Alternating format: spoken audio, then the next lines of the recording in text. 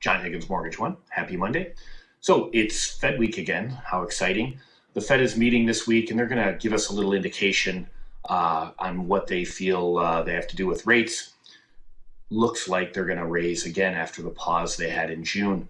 And this is really based on a couple things. So we've seen a lot of tough talk around the world from other central banks, and they've been raising rates as inflation has been much more stubborn there than it has here. I mean, our inflation rate is coming down nicely.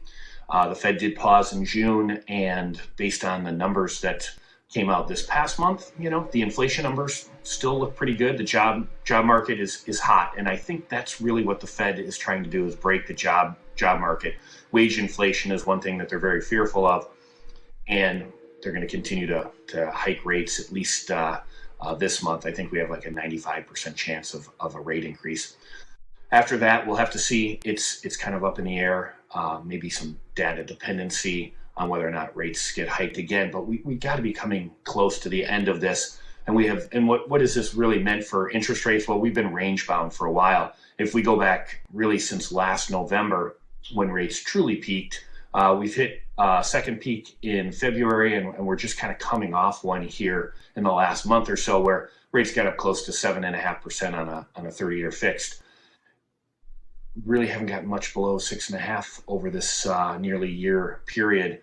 And when we're looking at what the Fed is trying to do, and we know that inflation is the number one enemy of interest rates, they're going to win eventually with all these rate increases. There's a bit of a lag between each rate increase and when it actually hits the economy hard.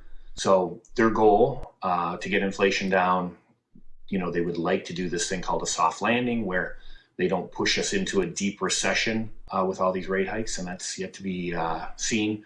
If you read some of the pundits and that, it looks like maybe the Fed is actually doing a pretty good job in managing the economy and not crushing it and trying to slow it without really sending us over the cliff.